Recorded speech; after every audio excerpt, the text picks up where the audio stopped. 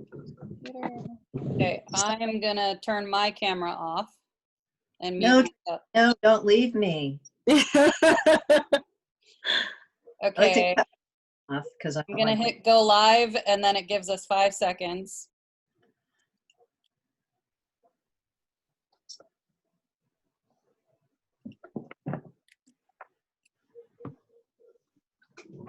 I'm on a bouncy ball, and I'm just gonna do this the whole time. Messed up, right? We are live. We are live. Yeah.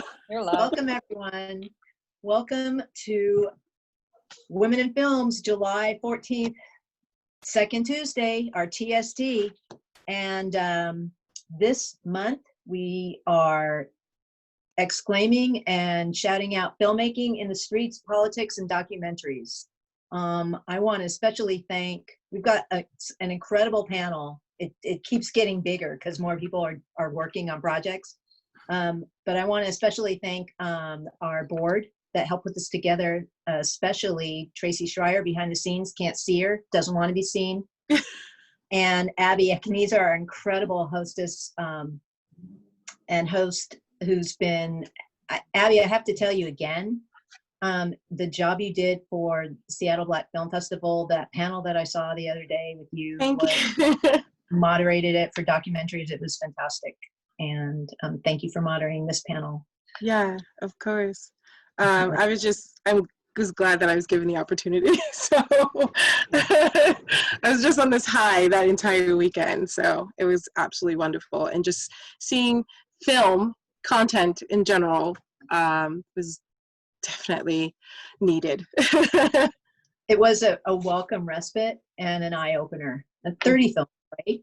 Yeah, So, yeah, yeah. about. Yeah, it was, I sadly missed a few, but I was so floored by what I saw. It was a beautiful event. So thank you. And thank you. And kudos to Langston for making that happen. So I would like to also, we've got a couple of things to talk over tonight. I've got Kendra Sherrill here from Washington Filmworks with an announcement and some info. And I would like to thank our sponsors, many of our sponsors, including our community partners, which include Washington Filmworks and King County Executive Office, Dow Constantine, and directed by our sweet friend, Kate Becker. I always got to shout her out because she's badass. And Seattle's Office of Film and Music. And happy belated birthday, Chris Swenson. Hello, I know you're out there.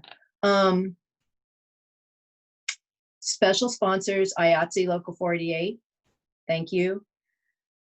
Bad Animals, Seattle Film Institute, Kerner Camera, always, always. Clarendon, and Miller Insurance. And we've got tons of other community partnerships that are evolving and moving. Just want to thank them. And Abie, I think that's my thing. Is it time to bring Kendra on, or should we wait a few minutes and make sure we get more people watching? Because what she's got to say is pretty important. Muted. You're muted, Abie. I love you. No, I was just saying it's completely up to you guys, because I know that, we had a lot to talk about with the documentary and everything too. So I just want to make sure that Is it time to bring that we're good. I don't think it's a good idea to wait. I think we should just jump right into it. And the wonderful thing is if anybody missed it, it's going to be on YouTube and it's going to be on our Facebook group also. So we can easily do that. Take it away, Kendra. Perfect. Thanks, you guys. Thanks so much for having me. I won't take too much of your time, but I just wanted to give you a little update on the status of film production in our state. So these past few months, Washington Filmworks, along with our other industry partners and also a statewide task force, we worked together to write a set of safety standards that we sent to the governor's office for approval. And we waited for a very long time. And just last week, the governor's office got back to us and they finally gave us the approval for film production, yay, to begin back in the state. There are obviously a lot of standards and guidelines around this. Essentially, the biggest one is film production can happen of any size as long as it's in a county that is phase 2 or above. There's also a couple basic things that you'll see that a lot of other businesses have to follow, such as social distancing and masks and sanitizing equipment and having a COVID supervisor. So we're very excited for the opportunity to get back to work, but we also want to make sure everyone is doing it very safely. So you can actually find those, the official guidance from the governor on the governor's website. And you can also find it on Washington Filmworks' website. And speaking of our website, we actually have a brand new COVID production resources page that we're very excited. We have gathered a lot of resources and put them all in one place for you. So as you're getting ready for production, you can kind of go there and it will hopefully have everything you need. So we have the official Washington state standards on there. We also created this very detailed document of basically recommended best practices that are specifically designed for film. We have some downloadable resources, such as like a checklist that goes over everything that the state requires, some safety info sheets, and also resources for sourcing PPE. There's some safety videos, different signage, etc. So we're all very excited to have that as a resource for our community. You can just go to our website, washingtonfilmworks.org, and it's on the resources tab under COVID set safety. And so feel free to check it out as you're getting geared up for all of your productions, and you can always reach out to us with questions. Speaking of questions, we actually are hosting a webinar this Friday at 11 a.m. where we will be talking about those new safety standards, kind of what's in those specifically. We'll be answering questions, and we'll also be talking with some producers about how they're going to implement these new standards into their production. So you can kind of learn from people who are doing it right now. That webinar, I have a link for it. Maybe we can put it somewhere. If not, stay tuned to our social media pages. You can also sign up for the Washington Filmworks newsletter and you'll get some notifications on that. Okay, 2 more things and then I'll be gone. But one thing is we have been hearing from a lot of our creative communities how it's been really difficult to access certain government assistance, such as unemployment or business loans. And so we've been really wanting to dig into those issues so we can propose solutions from a governmental level. So we are publishing this week a social safety net survey. So hopefully if you are able to fill it out and tell your story, then we can gather as much info as we can so we can figure out how best to help. And so we'll be posting that on our social media platforms as well as putting it in our newsletter sometime this week. So keep an eye out for that. And finally, if you haven't already, and I hope you have, but we do have a crew database on our website. It's called Real Crew. And essentially is a database that we send to producers and productions that are looking to hire crew in Washington. And it's completely free to create a listing and manage yourself so you can sort of put yourself out there. But we're very excited that hopefully at the end of the month, beginning of August, we will be launching another branch of that database, and that will be specifically for production companies or support service businesses.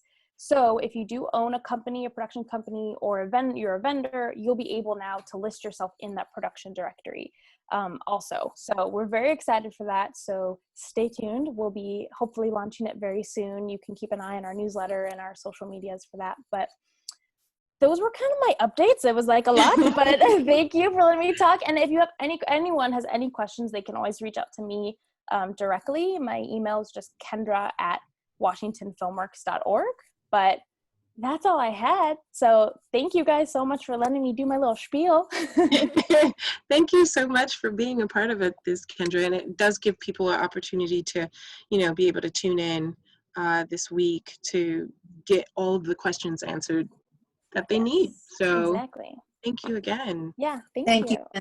And also Women in Film will be having all the links to the info for Friday's webinar is up on our website as well, on our Facebook page, and probably on our calendar. So Yes, thank you so much. Yeah. All right. Thank you. So I know that we had an amazing portion of our TST, which is, the filmmaking and politics side. So I would love to give a brief introduction on some of our guests, panelists today.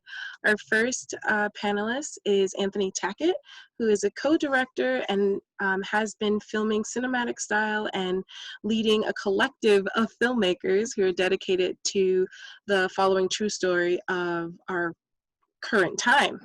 Maria Marin, aka LA China, is an influencer and co-director and has taken to the streets daily to set off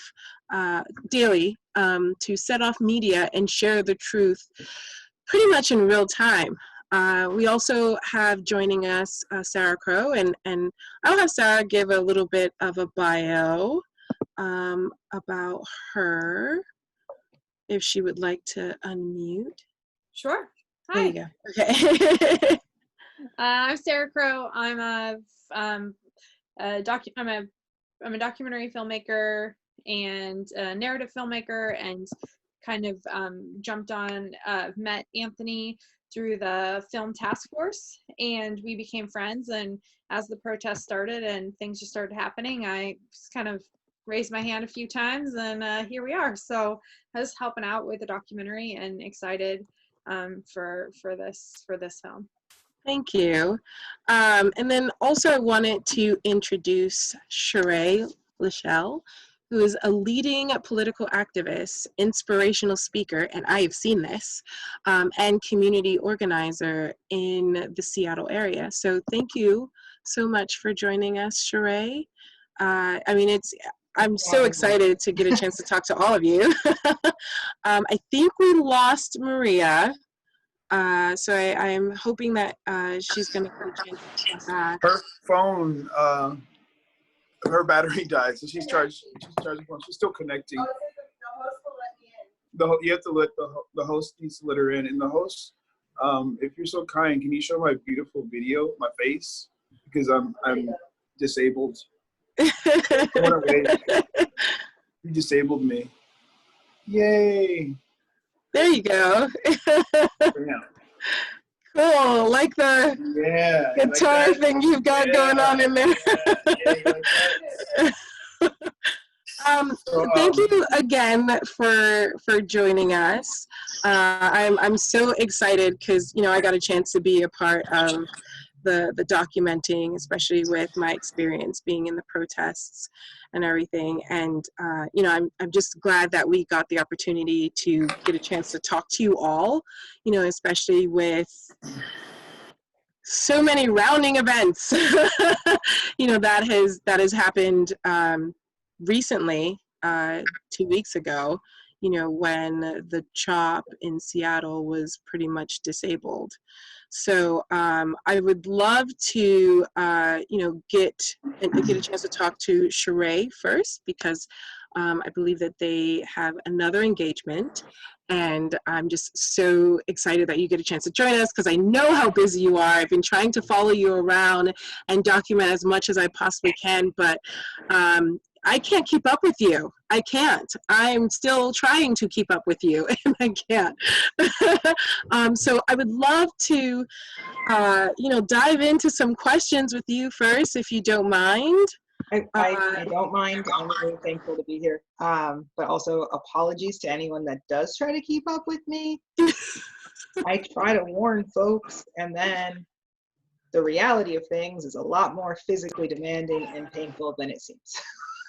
Yeah. Oh my gosh. I mean, you're everywhere, first of all, and the fact that there have been so many instances that we've been in the same place, and I just had no idea of the glory that is Sheree. I'm just so excited. I don't announce myself. Intentionally, I don't announce myself. I'm usually just there to support and learn and observe and be available to my community when they ask or need. So yeah, you don't always know when I'm around because it's not always my place to say that I'm around. Yeah, yeah, and I absolutely appreciate that. So, I mean, I would love to get into the meat of the questions. The first question that I have for you, can you tell me more about what you feel brought us to this moment? Like, what are the landmarks of your organizer and activist journey? I mean, the majority of what led us to where we are now happened before I was born. And I don't know everyone's age on this or that are viewing, but a lot of the work that was laid, the railroad, the tracks essentially, and the education from trial and error and failure came before we were born.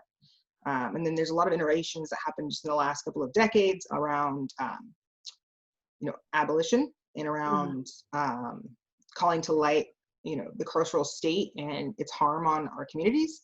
And I think that more recently and more in memory for everyone, what happened was people started experiencing some of the failures of institutions more broadly and not just in the Black and brown community. And it shed a lot of light on what we've been talking about for eons. And a lot of people to kind of get a quick education in what needs to be fixed and what can't be fixed and needs to be completely remade.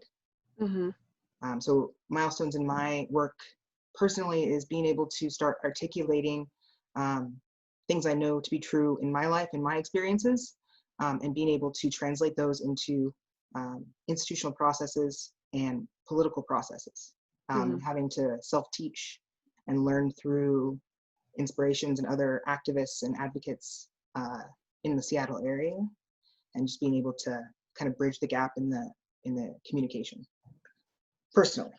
So book milestones were literally just throwing my hat in the ring for some political things, and then taking a shot at writing policy and helping guide policy, and how that translates to the struggles of people on the ground and being impacted by the systems. So what has this movement meant to you? I mean, what has been your anchor pretty much to continue fighting? And I'll actually pose that question to all of my panelists too. My anchor has been the community that I am a part of that is stigmatized and criminalized. And so that would be the sex worker community, the community that's experienced homelessness or currently experiencing homelessness, and current and former drug users. And what the carceral state and punitive actions have done to those communities to keep us down or literally kill us. And has this movement meant anything to you, especially currently? I mean, honestly, and not to make light of it, it means I'm a lot busier, which is great. That means that I have to learn really quickly how to scale models of work that I already do on a regular basis, and also learn how to delegate and quickly educate people to take on some of the same work in their communities, or take over some of the same work that I was doing before essentially everything popped off. I've been preparing for it for a really long time, but I wasn't quite prepared for the scope and the range and the resolve, the stamina. Like, I'm so impressed, so impressed. Yeah, I mean, I can kind of see that in the filmmaking community a lot. It feels like now there's this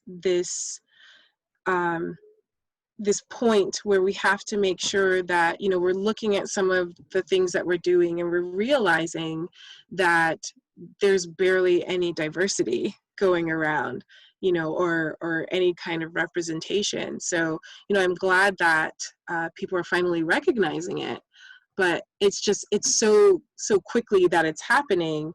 We've been trying to do this for so long now, and it's like, okay, finally fruition. Now trying to put a plan into action, and it's trying to grab your all of your marbles together, and try to make some kind of program and that's what we've been hearing from a lot of different niches of skill sets and passions, is that everything's starting to intersect at a way where we're going to have to build things rapidly out of necessity and try to keep the intentionality involved in that process, but it's happening so quickly that all the things that you've dreamt of doing, they're needed right now. And that's what I mean for like the lawyers that I know, and the social justice workers that I know, and the social workers that I know, and the harm reductionists that I know. We're able to spin off things immediately because it's what the community needs right now. Yeah. It's probably true also for the film industry. Yeah. I would definitely love to talk to you, Sarah, you know, especially about the current movement that's going on. How has it impacted you, and what has it meant to you? Well, it means a lot. I feel like I've been working in my day job and in my life for this equity and inclusion for some time, and it's to what Sheree just said. It's amazing how many, like what I've been calling the Great Awakening. So like, I work in corporate America, and it has the difference from May 30th to July 4th is astronomical, and the amount of energy that they are so ready for is it's a lot of work, and the difference from like pre-COVID from pre-June 1st in COVID time is like, I'm doing a lot of baking, I have a lot of time to think, and at June 1st on, it's just time for action and movement, and I'm hopeful that I've never seen anything like this in my life, and I'm hopeful that this is the time for real change, and that we can be the arbiters of change, and from my perspective in corporate America, but then specifically like with this documentary,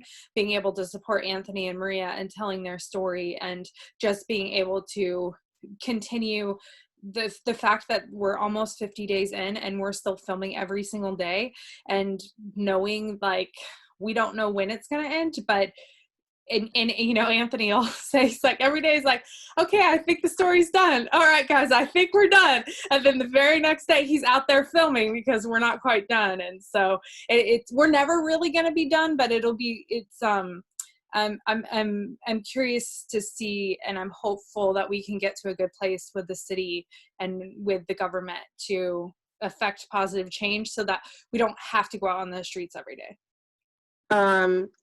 And so I want to hear from Anthony and Maria really quickly, and then I kind of hope that Anthony will give us a little like introduction, because I would love to show the trailer of all the work that we've been doing. And I remember repeated times where Anthony was like, okay, everyone, that's a cut, we're good.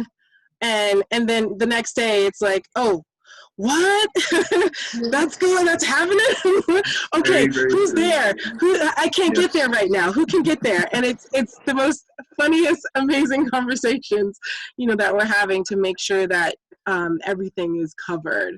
So yeah, I would love to talk to Anthony, if you could say what this movement has been meaning to you, and then I'll talk to Maria, and then I would love to show the trailer for everything that this group has been doing, because it's been phenomenal. Yeah, it's been quite an experience. Sorry, Maria's feedback, and we're a little close together. There's an echo. Yeah, you might just turn your down a little bit. Anyhow, so yeah, it's been super meaningful. Like, everybody has been on fire for this, and I was just kind of the guy with the camera.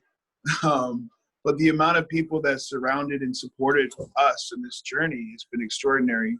I have never experienced anything like this in my life, where suddenly people are just all around me, supporting me every single way. I had my favorite producers call me and say, do you need help? Right? Sarah Crow, who we sit with the Film Task Force, we talk about these issues every day. I don't know if you all know much about the task force, but it's shaping and refining the Seattle Film Commission, and I'm co-chair. And it's been a crazy ride in that setting. And during the conversations, the George Floyd incident occurred, and and the world was on fire, so to speak. And so I felt the rage, felt the chaos, because people were upset. Extraordinarily, like the most is my white friends, my white allies, people that I didn't even know were true allies, stepped forward in our name, you know, to say enough, right? And that's like the most powerful thing I've seen. I've been to and have shot a lot of different protests. I've been shooting since, you know, WTO. I was in high school, and the teacher was like, "I'm a journalist. You should be there. I can't tell you because I'll get fired, but I'm going to turn around and you guys are going to disappear if you want to go." So we went and we did this piece for the school. I turned it around in the morning. I slept in class. Like I slept at night. And I turned it around and had it on QTV. So in the spirit of that, I came out. Maria drugged me out there because I really didn't want to go. For me, it was like, you know, we dying all the time. Like Cherie pointed out, like we've known this story for over 400 years, 500 years, right? So it's not new to us. What's different now is the cameras. Everyone has one. Everyone has to be held accountable now. And that's what this piece represents. It's a combination at this point. It's grown from a little 5-minute thing to, you know, we're talking feature documentary, and now we're talking docu-series because we have so much content. We have streamers now offering their footage. I'm begging for some because they're in Portland, they're in different cities, and they're in Detroit, and it's happening all over the place, and it's not in the media, right? So I think it's important that we continue documenting. So when we look back and reflect, we'll see what, you know, what this was about. They're considering this the world's largest protest. So for me, the meaning has been powerful. It's shown me that there are true allies all around us, and it sucks that it takes something like this for us to move forward. And some people see this movement as something that it's like it's just time, right? People are just ready. I got a message that Maria should talk, so I'm gonna just shut up. Maria, how is it meaningful to you?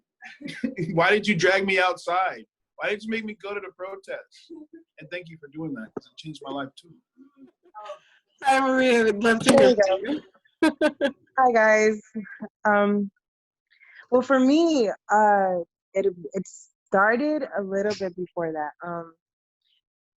Was it this year? No, I think it was last year actually. So last year, I remember hearing about the kids in cages, the immigrant kids in cages, and that's where my first anger started building up. And I felt so useless. I felt like there was literally nothing I can do. You know, like it affected me in a certain way where I felt like there has to be, like, I have to have a voice. And forwarding a year later, I remember George Floyd. I remember hearing, I didn't even know there was going to be a protest. I didn't even know.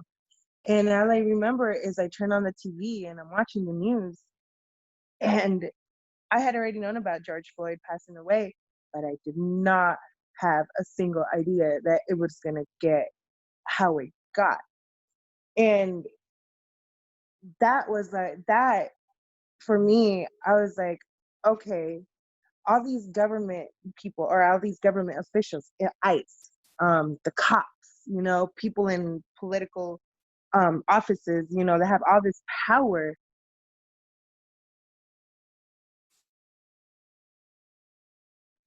I felt like a good opportunity to finally test my voice.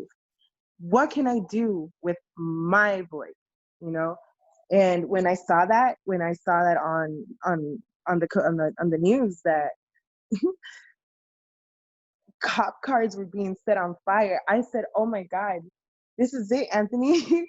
This is it. Like we belong there. We need to go fight.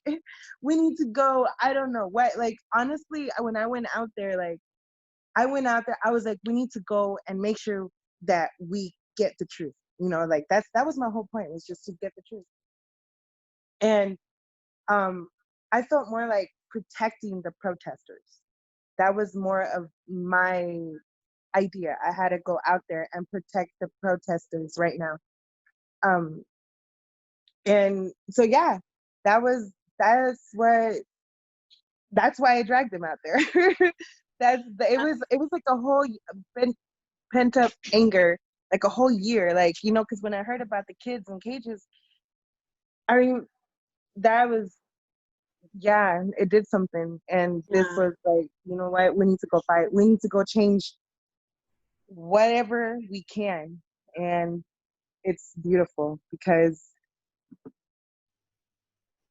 it's slowly happening, you know? The progression is slowly happening. And I feel like I don't know, I feel like we're gonna win, you know, if we don't stop, you know, yeah.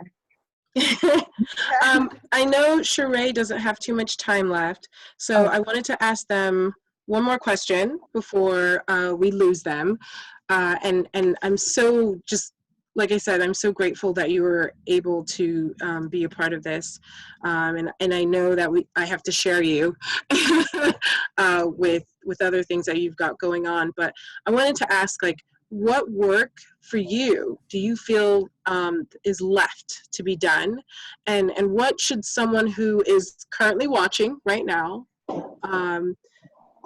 you know, what should someone do if they want to be involved, or, you know, if they want to help in any way, shape, or form? What do you suggest? No, thank you, because y'all are doing so much on the groundwork and it's so much energy.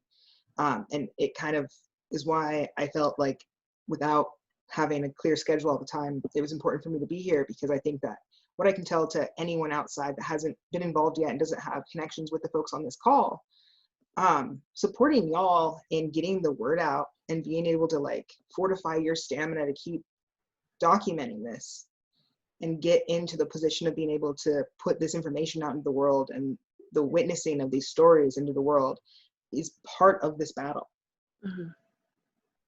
Like, honoring the people that put themselves on the line at the front, not just to advocate for themselves and their community, but also to document us being empowered. That's where I would put my energy right now, if you haven't already been building community on the ground. Because right now everyone's, you know, we're a little exhausted. We're in the position right now to start negotiating on the demands. But that's just the halfway point. Yeah. That's not the win. And if they don't follow through with their promises and their pledges, there's another marathon ahead of us.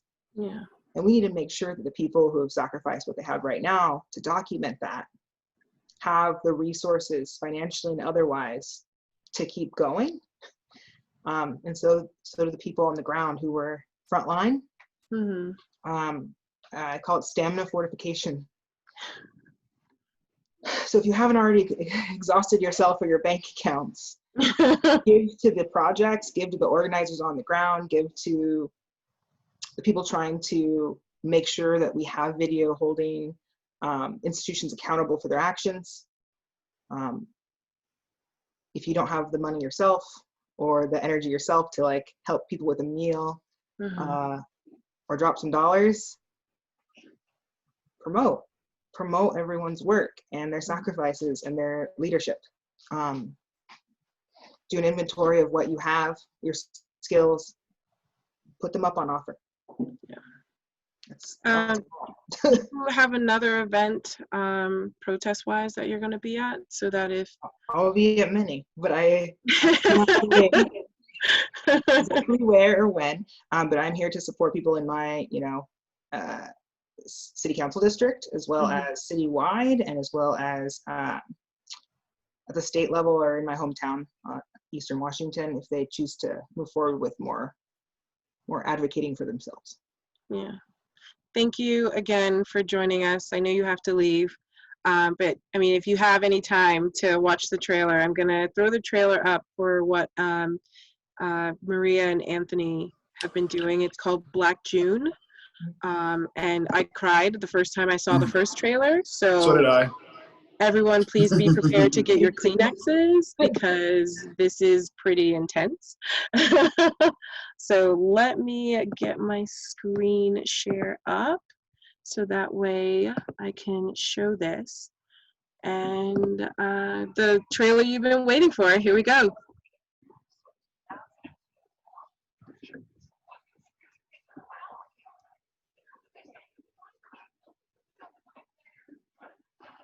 Looks like it needs some buffering. It's going slow and there's no audio.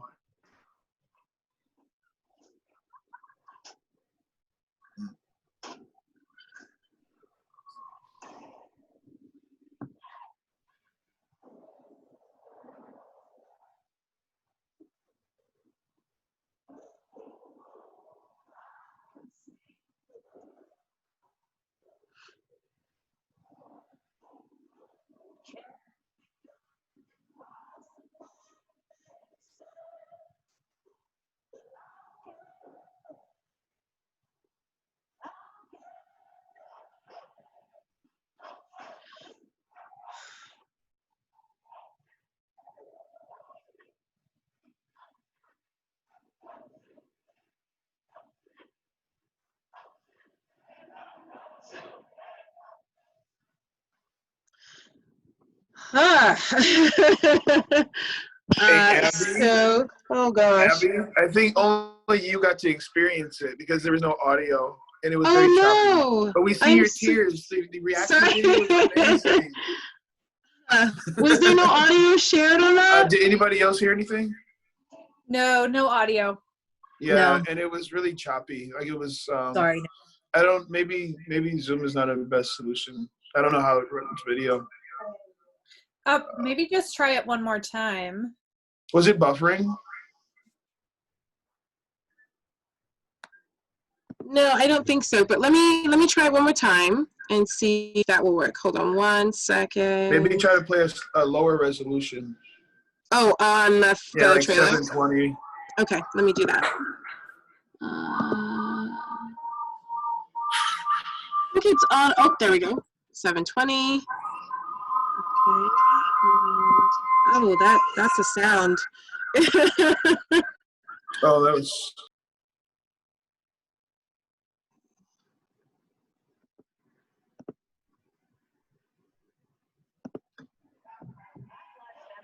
How's that? Can you hear that?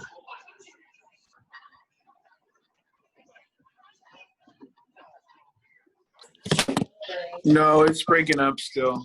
Okay. I guess it's a good time to promote the site and show people where they can see a true copy of the trailer. Abby, she's so into Yeah, it. what we hold on one second. So what we're going to do is we're going to everyone who didn't get a chance to really hear the trailer, there is a GoFundMe to keep continuing the efforts to document all of the work that Anthony and Maria and Sarah and me and a ton of like other filmmakers that have been a part of this project. I think there's like 40 of us now altogether that have been literally covering as much as they possibly can, having as much bandwidth to cover it as much as they can, and help is needed.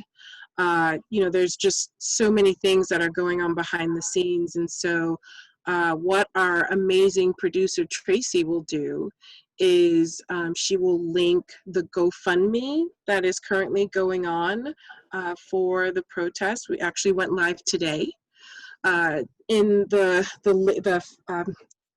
Facebook comments, so that if you are able to help, that would be amazing.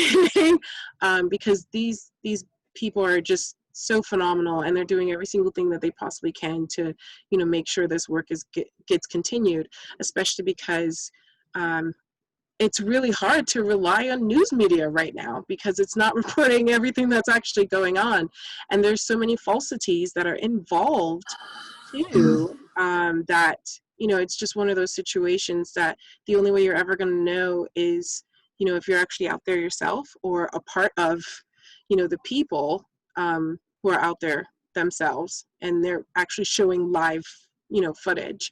I would love to get into another question, if that's okay. I wanted to know what work, at least, like what legacy do you hope to leave, if anything were possible? And either Sarah or Anthony Maria, you or want to take Maria. that? That's a powerful question. Yeah. I ask because powerful if you questions. asked me that a year, if you asked me that a year ago, I would have given you a totally different answer. But as we continue this documentary, and as they chant every day, and they want to go as long as the civil rights movement. We know that we're talking, over 370 odd days, and that's a lot. So, I mean, I feel like the residual effect of what we're doing is going to be that legacy. I think it's going to be the message of this protest, and I can't really say where it ends up because I don't know. Like, I'm not guiding this documentary. I'm just, observing, trying to be objective. But we kind of broke that a long time ago when we got pepper sprayed and CS gas. It became very personal. Yeah, it's very hard to be objective. Yeah, they heard my girl Abie, and Abie got him with an ACLU. Wow. So, going back to what Maria is saying, we were protecting the people. Our cameras, our lenses held them accountable. They wouldn't do anything illegal until we walked away. They would not do anything until the news media, the mass media was gone. And so what you have left is just the stories, the hearsay, and Fox and their edited version of what happened. So our story is the true story. And, it's a documentary, so we won't know until a year later. And we watch this at a festival and we reflect. This film is going to be a reflection piece, ultimately. And so the live component of what we're doing is another part of the story. We are using that footage within the documentary, but we're also live, also for the protection of the protesters. And it's been effective, and very much so. People are less hesitant, less likely to cause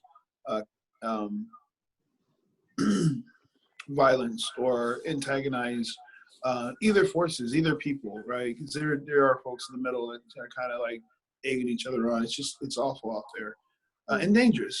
So we're willing to gun it out. Every time I say that's a wrap, everyone, we are wrapped. Somebody gives me a helmet, a budget, crew, producers. Still waiting for my bulletproof vest. I got a gas mask, goggles now. Shout out to Victoria. We're watching one of our awesome producers out there who also. Oh my goodness. I would have loved to have Victoria on this too. Absolutely. She's been a great help. I mean, Lindsay Martin has been the most amazing person too. She's the first person to call me and say, do you need help? Yeah. And she brought me a few PAs who had like energy, like, what do you need? What do you need? What do you need? I'm like, yes. I know Victoria. I need water. I need batteries charged. And they let it happen. It was just a wonderful thing. Doesn't Victoria have a Facebook charity thing trying to get more material for people? Yeah, she's raising funds. I don't remember the name of it. Maria might know the name of that. But it is raising funds for the streamers because we're not the only group out there. It's been very dangerous for us streamers out there. They're running cars through crowds, and I feel like they're aiming for us. And it's a scary situation. I was on I-5, during the protests. Because I knew that we had to be around just in case. Plus, it's part of the documentary. This is how far we will go for this cause. You're talking about when Summer Taylor was... Yeah, I was there. And it was horrifying. And then the aftermath with just like, it was like the charge wasn't appropriate to what the crime was. Mm-hmm. Well, I don't even know if I'm going to get into that with the documentary. We haven't really decided. Like, I need to talk to the family. I won't show anything. I won't let people call me, hey, let me see that footage. No. Yeah. I don't have it anymore. I don't really. Mm-hmm. Anyhow, we're going to talk to the family and find out what they want. It's definitely for legal, right? Going back to the police accountability in general, because we don't know, much about what really happened. So Yeah, it's just been so so the legacy, the residual effect is the legacy of finishing this film if I can follow through. Otherwise, I teach classes. I'm going to business class, and I want to, become a Sankofian. I'm going to Evergreen State College, Tacoma. So, the legacy is going to be continuing growing in my business field in filmmaking, because I realized as a filmmaker, you need to know some business classes, because you get money and you got to spend it properly. And especially going to help and go side to side with this fundraising campaign, because it's going to be a huge business endeavor that Maria and I are not quite prepared for. It just happened. So we're adjusting and we're growing and evolving as we go. What about you, Maria? What legacy are you wanting to put out there in the universe? Thanks, Anthony. Didn't even need a note from you saying, are you done talking already? Sorry, I couldn't help it. Maria, take it away. You told me to do that, so I remember you told me to do that. And I beat you to the punch. You did. Yeah, Maria, you are muted. Okay, there you go. What legacy do I want to leave behind?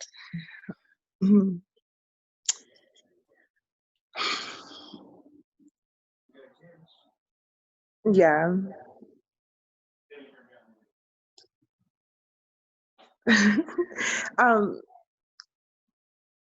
With the legacy or with the protest, right? Like, or just in general? Just in general? What, with all of this, with all the documenting that you're doing, like the main reason why I even went to the protests myself mainly was because, I want to stop fearing for my life, obviously, and I would love to stop fearing from my son's life, who is a queer Black male.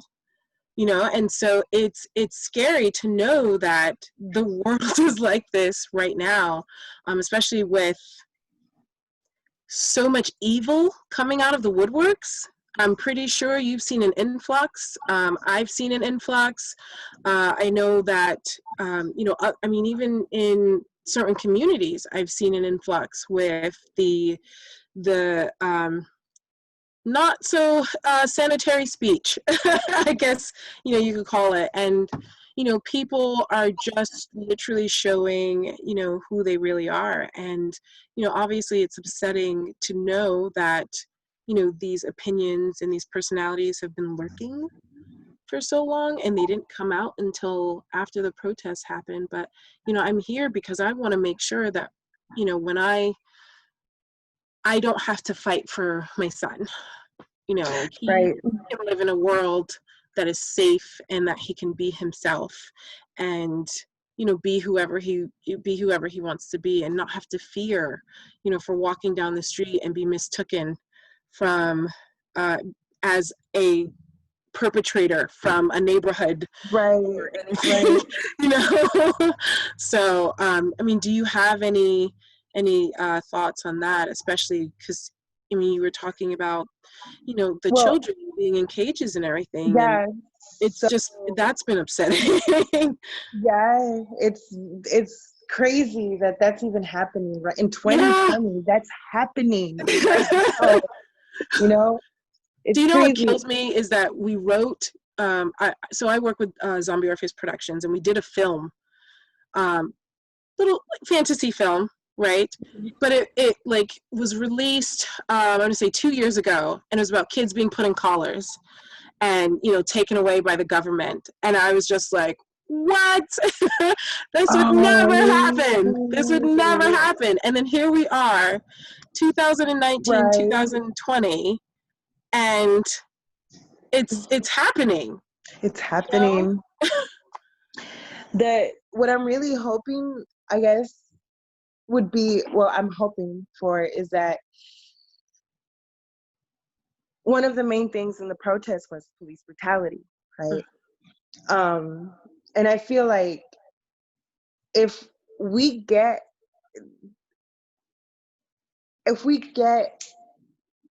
to change, if we win the battle of changing how police do their work, you know, Yeah. like all these laws that protect them, Some type of which, reform. Yeah. yeah, you know, it's like something. I feel like if we're capable of doing that, we are also capable of how immigration runs, how immigration handles Yeah. immigrant people. Yeah. It's just really, like, honestly, like, it's really important, and it's all connected, because if we're capable of changing just the police, then we're able to change everything. And then I feel like this is it. Like, if this is literally our test as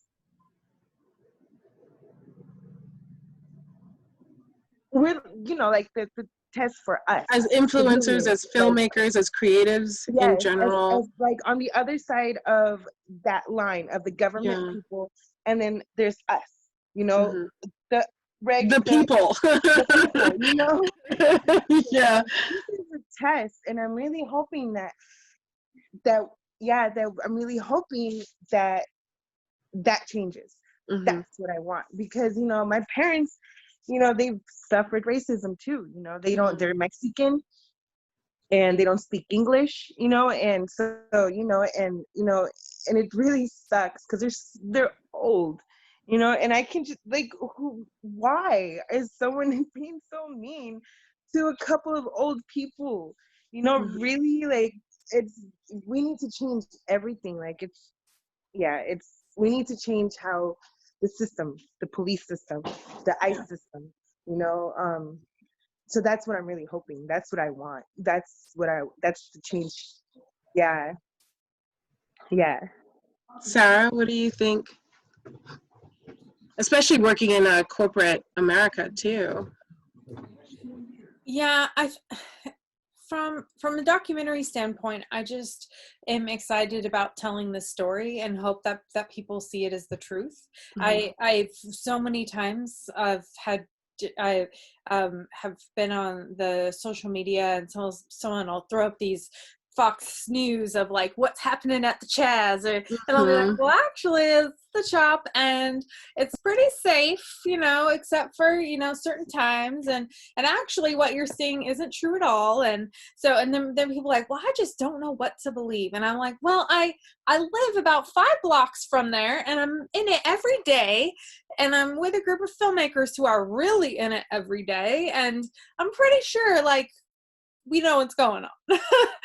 So I just hope that it can lead to real change, and that it's not for nothing, and that we can tell the story that'll be that we can take long into the future, and be able to tell stories the way that you did in the civil rights movements and things like that. From a work perspective, I was saying earlier, and I'm a senior producer at Amazon, and I work on a almost all white team, and we have been, like I said, we've been doing the work for quite some time, but it's taken it's taken a long time for it to be heard. Like, there's a small group of us that have been saying for a while what we need, and then just in this last 6 weeks, people are finally saying, okay, let's do it. And you're like, great, let's think about, like, you know, try to listen to the experts, like, try to listen to the BIPOCs, listen to our Black friends, like, listen to those that are going to tell us what they need, not just what we think. And you know, it's been quite the journey for me to get to where I am today, but being a gatekeeper and being able to hopefully bridge the gap between the work that we're doing with the city and then the work that this corporation wants to do as well, and hopefully be able to actually bring up a new generation of filmmakers that are, you know, Black, people of color, anyone that's been underrepresented, our LGBTQ, our trans community, like, you know, we use the word pipeline quite a bit, and, like, I want to change the pipeline. I want to change the entryway to filmmaking in Seattle and Washington, and I want to change the way that we work in our corporation from both on-screen talent and then fostering this pipeline so that we can actually have a new generation of creatives that look different than me.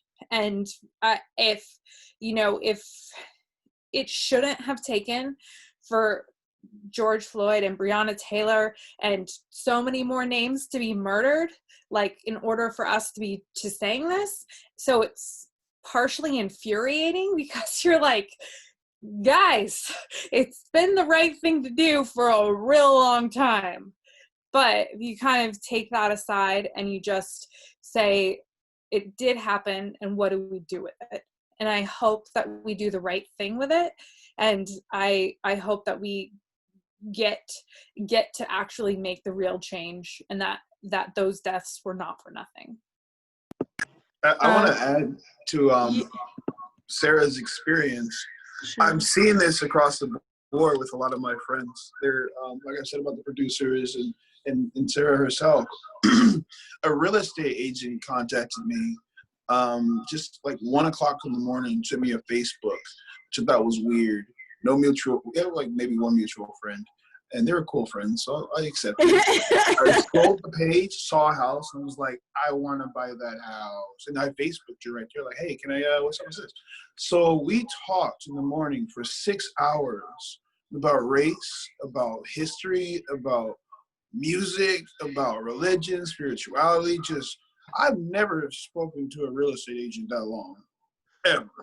Mm-hmm. But she is also touched from this and has power to make change and has exercised that. I gave her a list of books and films to watch, and she's been watching films, about the Black experience, and she's really learning and understanding. She's like 51 years old, and white, and did not know about a lot of these things, or it was kind of just over her head or whatever, but she's learning and she's grasping as we go. She's been watching our live feeds and following us because she didn't know either, right? She was aware of it, but it was kind of like not talked about in her house. So now she's sending me images of her taking diversity training, online diversity training for real estate, how to make a neighborhood more diverse, right? And I suggested that instead of hanging up on Black folks, talk to them, see if you can help them get into a house, which is a great way to counter gentrification, right? Is go to the hearts of the real estate agents and say, we would like to move back into our city. I was born and raised in Seattle. I couldn't afford to live there. 20 years of filmmaking, and I was never able to afford a comfortable life. I was never able to afford my own camera. And because of COVID, I got the stimulus check and bought the camera, which we're shooting on. And it's beautiful. It's great. It's not the super big, red one, but it does the job. Does the job. So this whole movement has touched a lot of people in various ways and various positions of power, and that's where the change come from. The people of power who, Black and white and brown, and everyone can be a part of that change. Can I ask you, because I know you said you wanted to speak about the differences between Black Lives Matter, the 501(c), and the movement as a whole. Can you talk about that a little bit? So I get a lot of hate mail, and I get a lot of feedback on my wall, my page. I guess the kids call it feed. I guess I'm old when I say wall, because I'm thinking of MySpace. Like, we had a wall. Wall. I know about MySpace too. Thank you. That doesn't mean you're old. That just means that you are refined.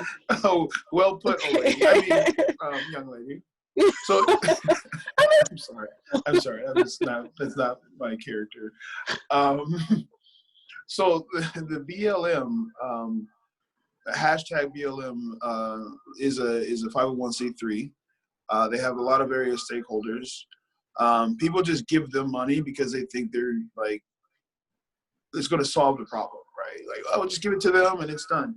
But they have their own method. They have stakeholders. It's a 501(c)(3). The money's a little different. So when people use the BLM fallacies, if you will, the hashtag group, like there's all kinds of bogus like conspiracy theories about them, and they're doing awful things. But in fact, they were not supporting the protest. They said nationally they're not part of this protest. No, I remember the Seattle that. branch echoed that. Yes, they're kind of involved now because it's money opportunity, but that's my opinion. So distinguishing the two, which the title of our film is #BeOK, because we definitely wanted to not separate the two and say, no, we disagree, because we all agree that Black Lives Matter, for sure. My argument is, I didn't sign up for the 501c3. I don't get any of their money. They're not funding this film yet. Yeah. Maybe they can. But me being a Black man, it was not something I could sign up for. I didn't say, God, make me Black. Maybe I did. Maybe I did in my former life. I don't know. But I love every minute of it.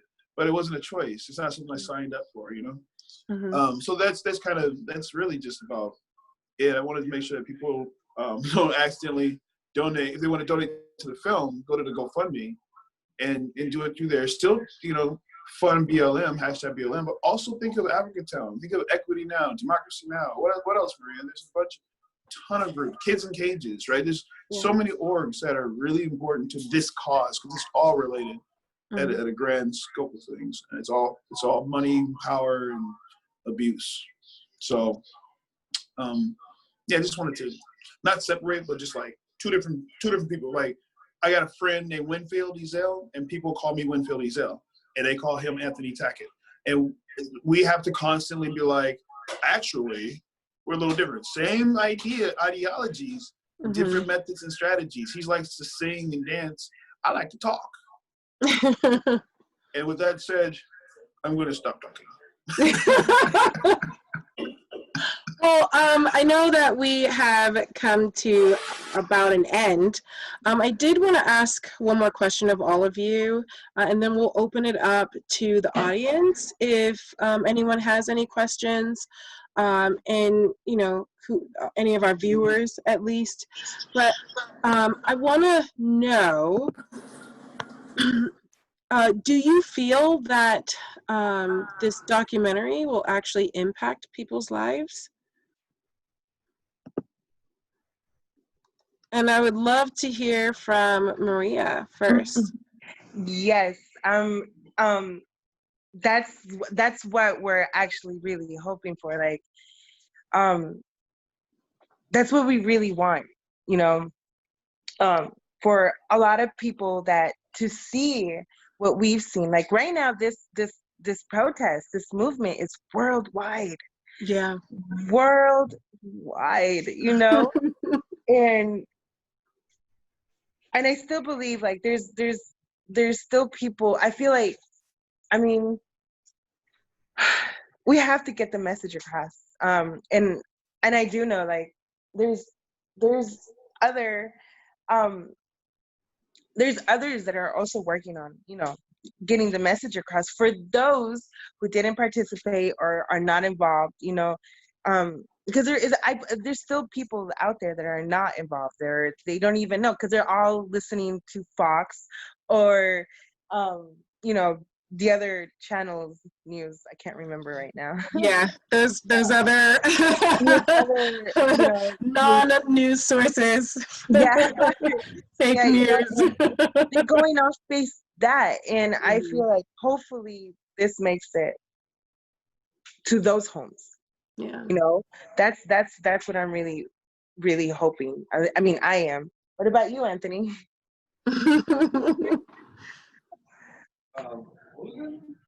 I think that was like what drove me to want to keep documenting is the one day on May 30th when we were out in Westlake, and I had friends messaging me saying, hey, make sure you bring goggles and solutions of water and baking soda and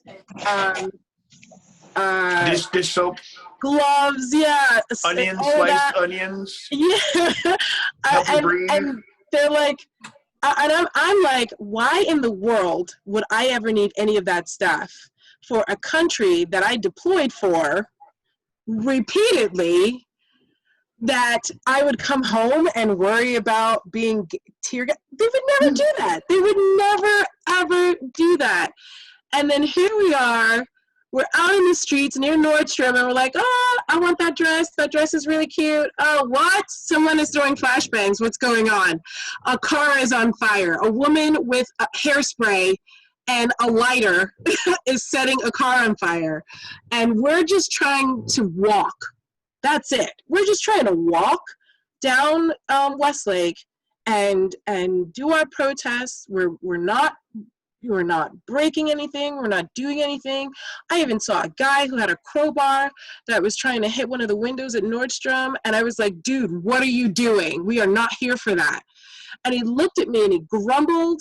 And then he like tried to hit it again. And like one guy pushed him because he was like, that is not okay. Like none of us are here for that.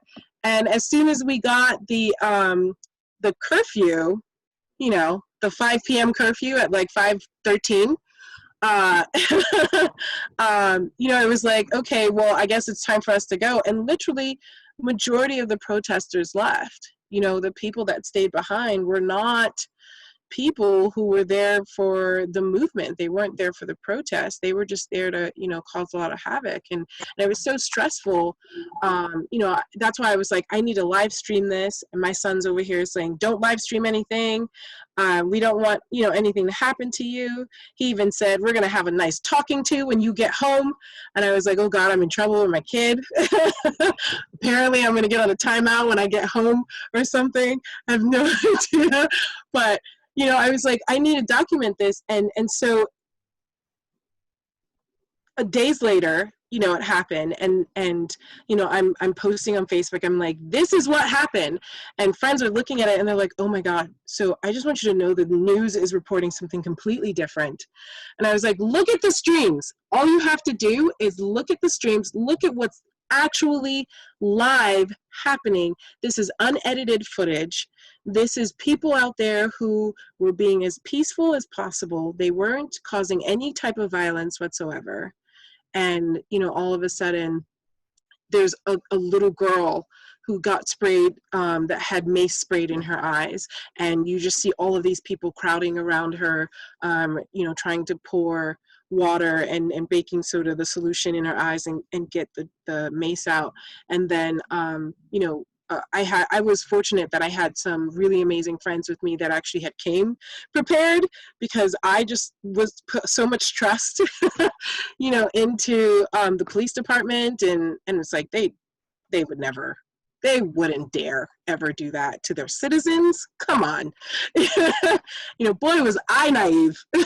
So it was really stressful seeing that, and important, because it's like, I don't think anybody would have believed me if I didn't have a recording of everything that happened.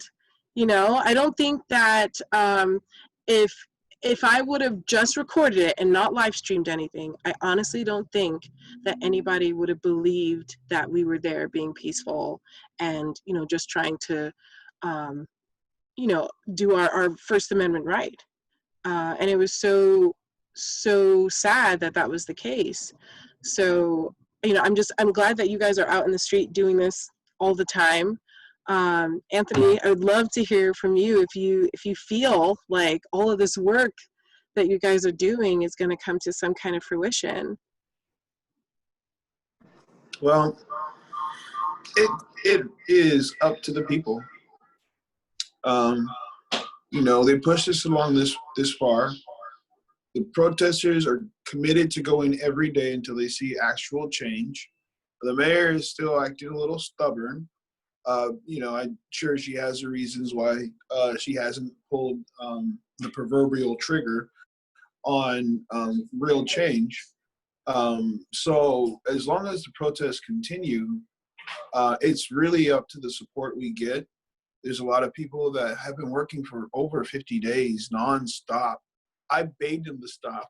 Like, I don't know how I'm going to reimburse you for all this, but they keep reminding me they don't want money for this. They want to keep going and telling the story. They made friends with the protesters. They call them uncle, and it's just a beautiful thing how we are respected out there. therefore we get kind of the exclusive. They're shooing away Fox because they know they're false narratives, you know, and they cover it as a abusive, oh, look how violent they are. It's like, yeah, because you are terrible, Fox. You're not on our side. So we are able to be in there to get the real peace and get the marchers just having a ball. And so, you know, the next step for us is post. We have to edit all this stuff. I have one editor, Tess Stewart, who's Clatter and Den.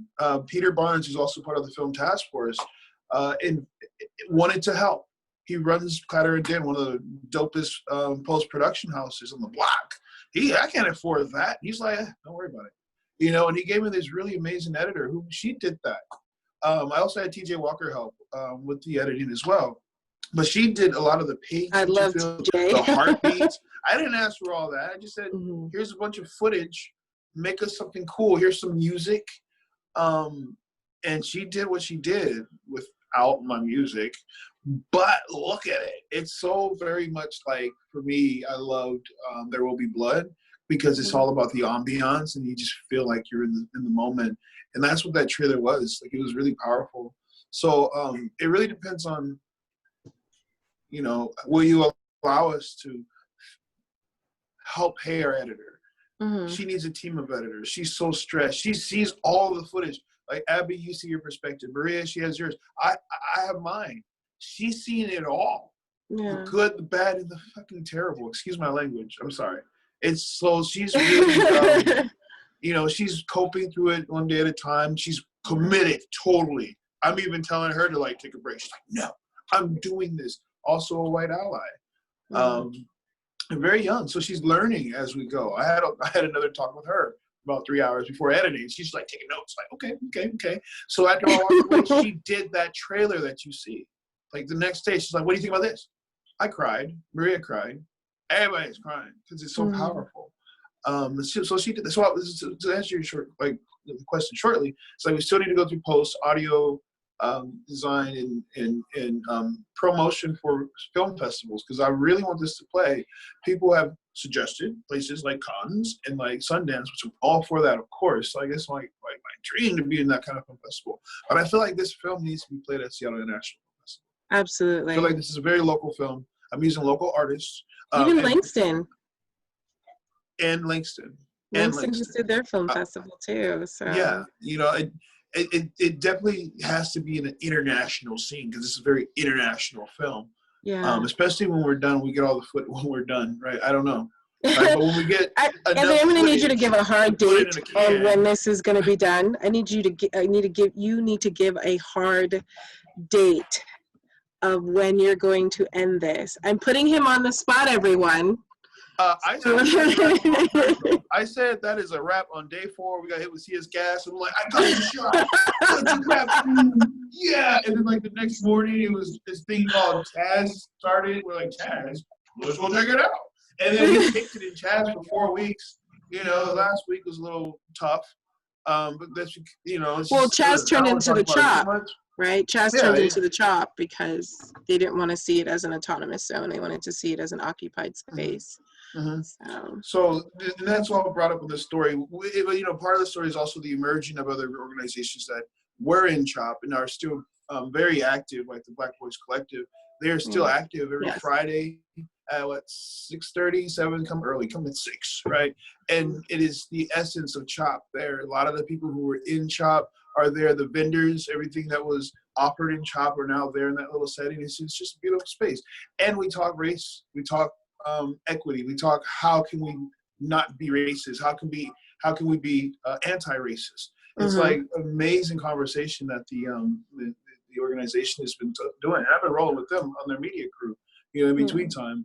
And my people have invited themselves to shoot and to help, you know, those events. And it's awesome how it's kind of just growing into this thing. Meanwhile, you cut to the mayor and she's like, no.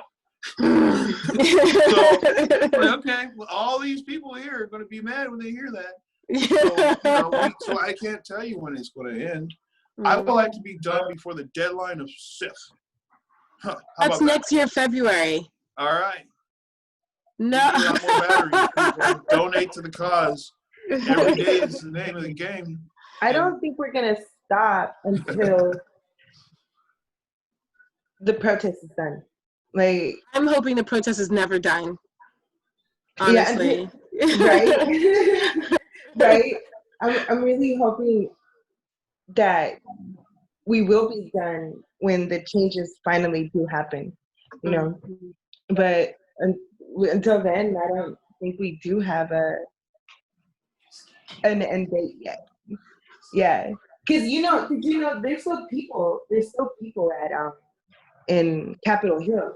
They're not at the park anymore, but Yeah. they're at the college.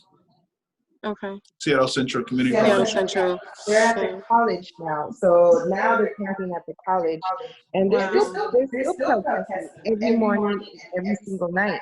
You know, so the protests are still happening. Yeah. So we can't stop yet. It's not over. I mean, we talking about 400 plus years of struggle. It's not going to change in a week. It's not going to change in a month. It's not going to change in a season. It's going to change. It's going to take over 50 years. The indigenous people in Canada have finally received their apology, and because they were man, From the whole government. other film. Yeah. So they, as the tribes got together, they have decided that it's going to literally take 500 years for them to heal through their trauma. Yeah. Right. So we take our experience magnified by so many. It's going to take a long time for real actual healing. You can't just turn a racist off overnight. These policies take a long time to get to the legislation. We can start doing things now with programs within our own communities. With the people with their powerful positions can come in and teach and literally give money to these organizations that are doing the right thing. So we can make it in like tomorrow as people, but we got to make some serious changes in the top tier. The big businesses here in Seattle, like they need to get on board. You know, not just the individuals, but the CEOs. I think I feel like that's such a tall ask. Yeah, I know, right? Here because they don't want to be involved. They, it's whatever. It's like you have this place that's supposed to be helping the community, and they're just not. Well, they give money here and there, but never the right organization. Yeah. And if it is the right organization, it always comes with some stipulation, like you can talk about this, but not this. So, it's like it's a culture change that has to occur within the business. I've done a lot of corporate videos, so I know what I'm saying when I say culture change. By the way, Microsoft told me I didn't fit the culture, so I don't know if you're going to get the job as full-time videographer. I'm like, what culture? I worked here for 10 years. I know the culture of Microsoft. Come as you are, buddy. Yeah, right. that was the bomber culture. That was a good time. Now I don't know what the culture is. Microsoft is. Yeah. I'm not worried about it. I mean, I do corporate video on the side. They might not hire me again after this, but I don't really care. Like, this is about living my dream, my passion. I've been living for 20 years. I'm supposed to be 40. But I've worked for 20 years in the industry, and and I shouldn't be fighting for peanuts, living check for check to pay my parents' mortgage when I don't even have my own house. Yeah. So, I hope it changes and changes fast. Otherwise, I'm going to be broke, and angrier, right? And then we go back to the streets for March. They ain't got a job, got nothing to do. So let's go protest. Let's go with our cameras and protect the protesters. Yeah. Yeah. Sarah?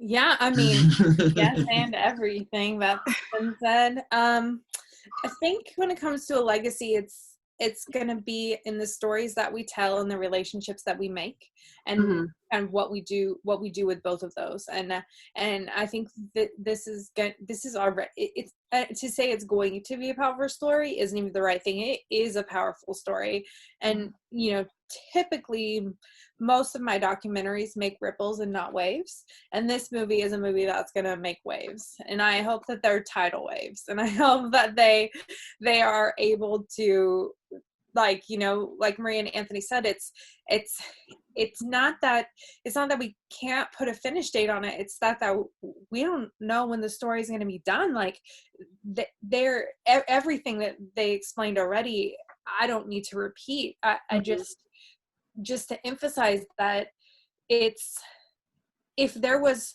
true police reform, we would love, I'm speaking for the collaborative or for the collective, but I think we would love that to be the ending, but we don't know when that's going to come, and we don't know if that's real. And it's like, oh, like, so it's kind of like, and we don't know if it's going to be a good ending or a bad ending, because we just don't know. Like, you know, eventually something has to give one way or the other, and every time I've been hopeful for a peaceful stop or a peaceful ending, there isn't one. And so I think that it's going to be up to Sheree, not just Sheree, but the people that are working on the politics that help make the changes, so that we can trust that it's real, and then find a safe space to end this movie. But it's just hard to know, and there's a lot of value in this story. And I to what you were saying earlier about the live streams, like, I have a hard time convincing some people even those are real, you know.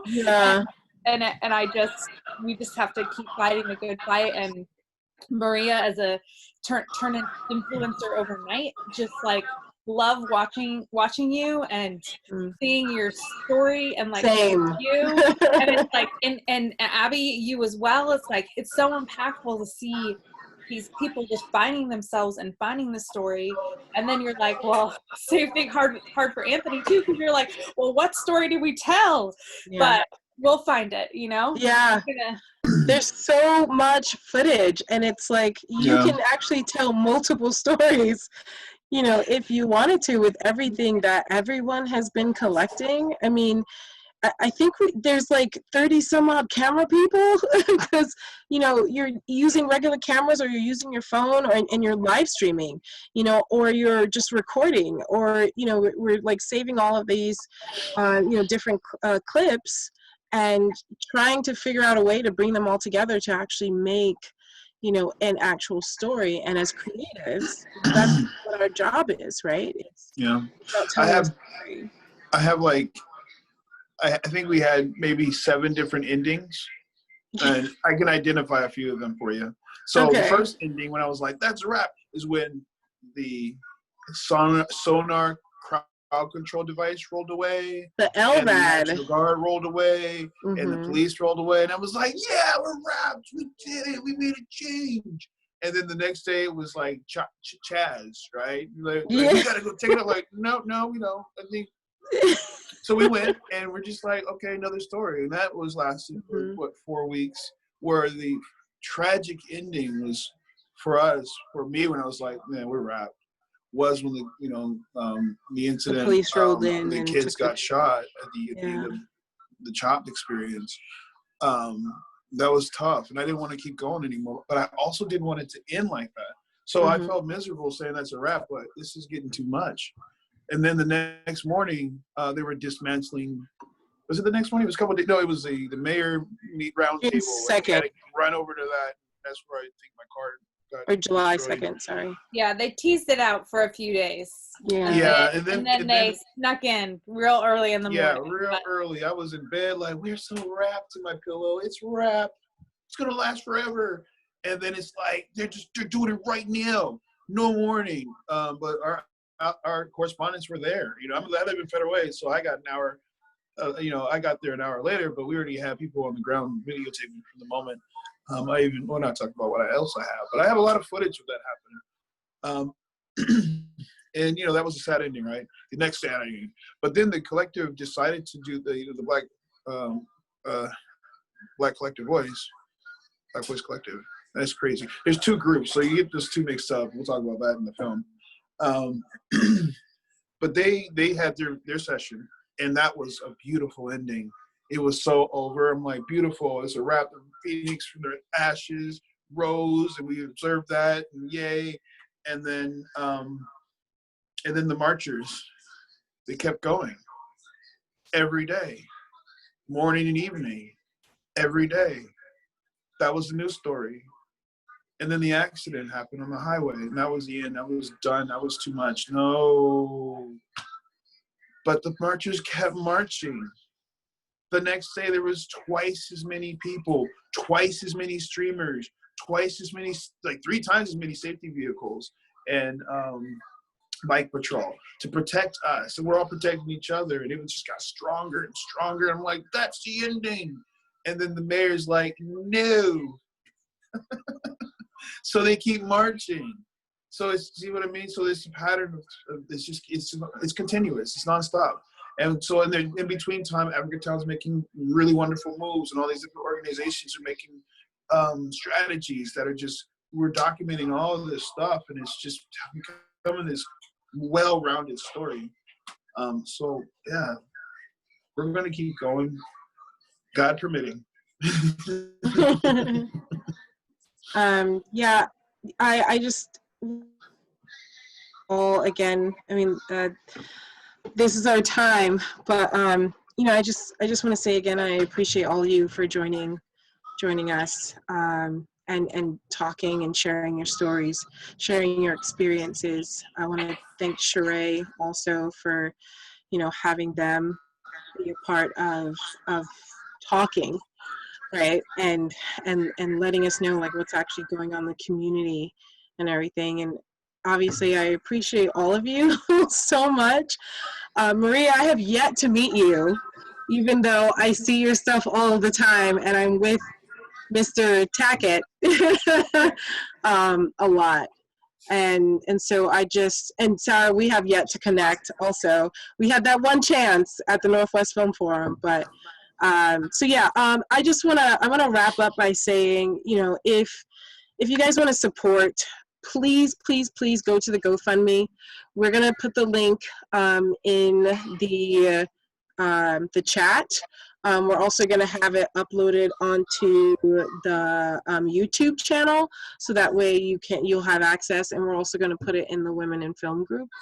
So just donate as much as you can, or share. If you can't donate, share as much as you possibly can, because I mean they're all doing as much work as we possibly can to actually get the truth of everything that is going on in the Seattle area. So I want to thank you all again. I'll see you soon. And just a really quick shout out to the Northwest Film Forum. Yes. Oh God. They Yes. are our fiscal sponsor. Yeah. And so all of your donations are tax deductible, Mm-hmm. and they have created a safe space for us while we were filming. They have Vivian Hua and Chris Day. They have both been wonderful allies to this group, and we're super thankful and appreciative. And the fiscal sponsorship is just wonderful because all of your donations are tax deductible. So yes. So donate. Yeah.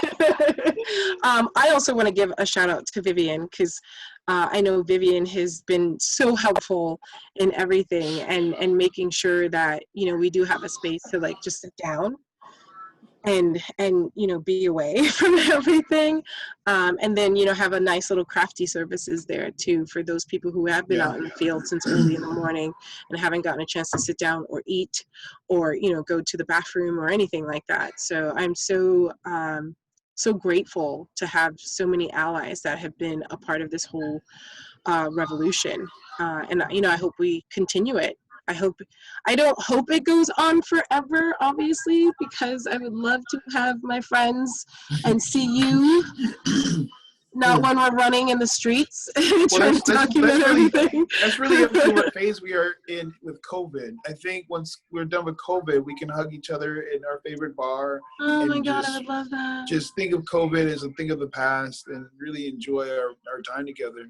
Yeah. I also want to give a shout out to Vivian. We had our space available to us for craft service and for crew, but that space ended up becoming, with her permission, a space for the traumatized during the shooting that happened right in front of her building. I was in the theater, literally sleeping, and woke up to gunfire. It was crazy scary. And when I went out there, people were just like, can we go in, please? We're scared. And I didn't really have access or permission. So I called her and was like, yo, wow. So she allowed that to happen. They stayed in the theater space, and there was a lot of shaking and stirred people. Our craft service became to be like food and aid for them. Like we had extra bananas and water bottles and snacks. And so it helped. I got so much props for that. And I just want to make sure that Vivian gets all her props, because we wouldn't have had that space if it wasn't for her. It was just a crazy, like medics, the security, they were so spread out. One security, she was shaking and she lost her entire team. Like, it's just like 10 minutes after the shooting. And the security forces are the ones that are like, they're kind of scattered. So she was able to charge her phone, her walkies, and next you know, like the next day it was like 30 security guys walking around and like the medics were able to regroup and just get things back together, and then people were still sleeping in the theater because they were still shaken and stirred. But after a while, I think we realized that, okay, it's time to put masks on and get people back on the road. So it was good until, you know, they closed down shop. So it served its purpose. So Northwest Film Forum, shout out to you all the way. Thank you for supporting me in this film. Absolutely. Me, Maria, and I.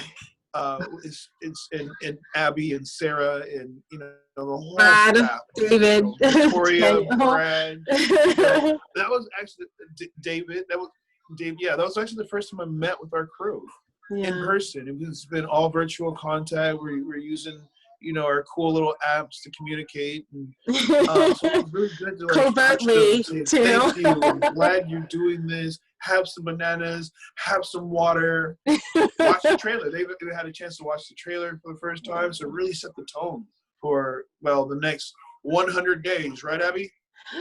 Yeah. Oh gosh. I remember when I saw the trailer and I was just like, I have to go home now, and I don't know what to do with my feelings. So, but yeah, no, we have to wrap up. Unfortunately, I could talk to you all forever. But I know, Anthony, you have another event going on Thursday. So if people have more questions, they can definitely talk to you on Filling the Void, which is at 12 with the Seattle Film Summit. So thank you again for joining us. Thank you everyone for watching. Like I said, you can go after this, if you don't catch the whole thing, you can go onto the Women in Film Seattle YouTube, or you can go onto the Facebook page, and all of the information for the GoFundMe and everyone's social media handles will be up there, so that way you can reach out. And, you know, if you want to be a crew person, they're always bringing in more people. So whatever you can do to help, we greatly appreciate it. Thank you again for joining us for July's the second Tuesday, and we'll see you next month.